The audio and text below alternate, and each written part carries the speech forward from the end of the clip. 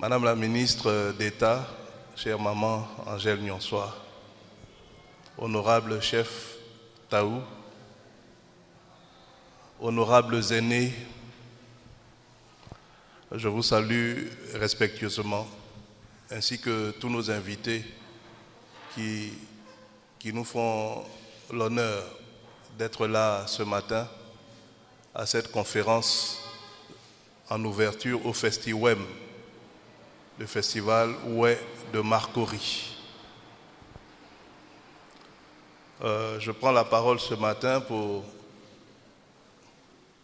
vous parler d'un sujet important, qui est la fête d'un centenaire en pays Ouai.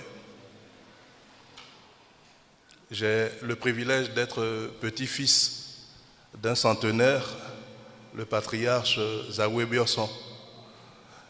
C'est ce qui m'a permis de faire des investigations au village, à Baïbli, Komidi, mais aussi dans le canton Tawaké, pour comprendre cette réalité au-delà des festivités qu'elle génère.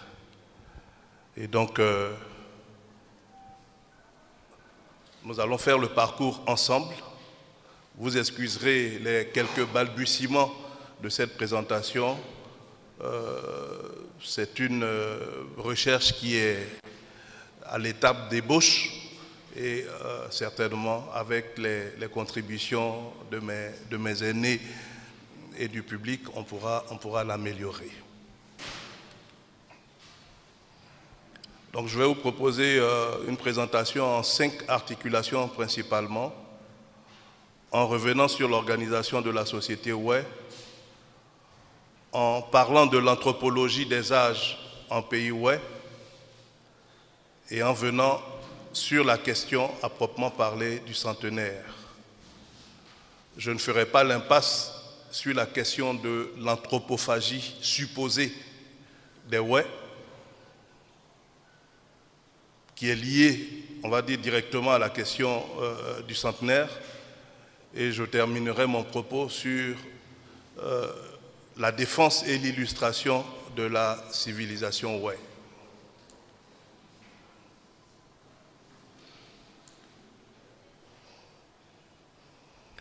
Un jour, je passais avec mon père, Jean Taï Zaoué Biosson, dont je salue la mémoire. Nous passions sur le pont général de Gaulle. Et il m'a dit, comment tu appelles cette eau? Et puis j'ai dit, ni eau. Et puis il me dit, tu vois, quand tu dis ni, tu es en train de rappeler nos origines lointaines. Parce que ce terme renvoie au Nil, à la grande eau, dont nous sommes originaires. J'ai dit, ah bon? Il dit, oui, c'est ainsi, nous sommes originaires de là-bas. Et nous avons transité par le pays mandingue, où nous avons résidé un temps, ce qui nous vaut d'avoir en commun avec les mandingues un certain nombre de traits culturels et vestimentaires.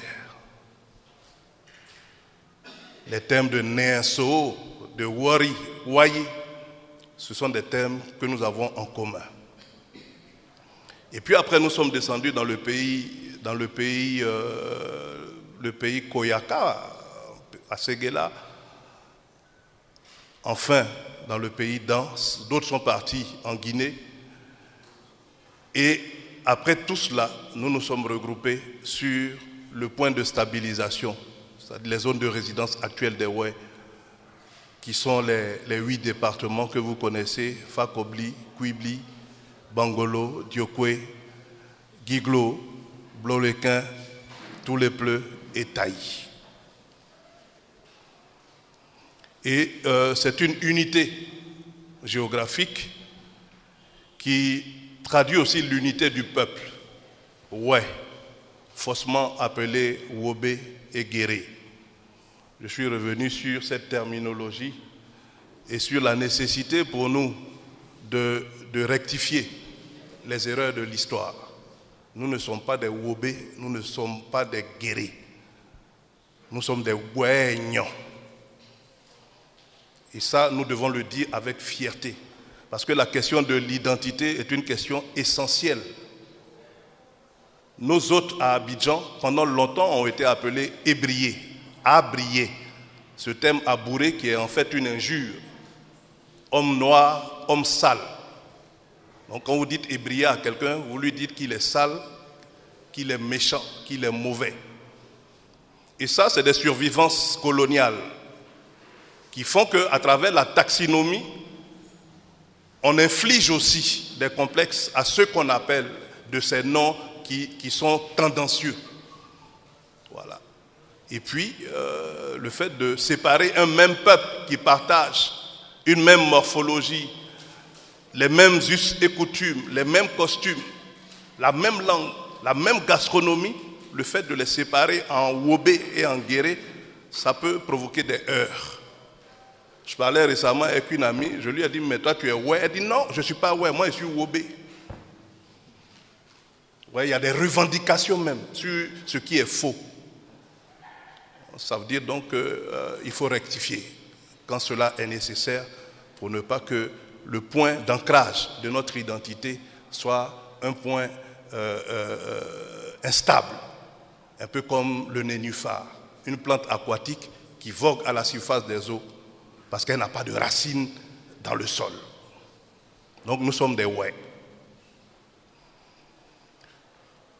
En ce qui concerne l'organisation politique de notre société, je parle sous l'autorité du professeur Nyonsoi et sous l'autorité bienveillante des ancêtres méritants. La centralité de la société ouais s'organise autour de ce que j'ai appelé la Trinité ouais. Voilà, on nous a imposé des trinités qui viennent d'ailleurs, mais nous-mêmes nous avons notre Trinité. Voilà, nous avons notre Trinité. Voilà, c'est d'abord les Kui, ensuite les Glai, et enfin les Dji. Cette trinité spirituelle, religieuse, morale, éthique, qui dirige, pour ainsi dire, la société ouais. Puisque le ouais, il croit en un Dieu unique, en Gela, en Nyonsoi. Mais pour lui, c'est un Dieu indéfinissable, inaccessible, intouchable. Et c'est pour cela qu'il préconise qu'il y ait des intermédiaires entre lui et le règne humain. Et c'est pour cela que ces entités, ces autorités sont instituées pour servir de médiateurs entre Nyonsoi et les humains. Donc c'est une trinité qui est importante, mais dont on veut nous faire croire qu'elle est diabolique. Dont on veut nous faire croire qu'elle est diabolique, alors que c'est notre spiritualité.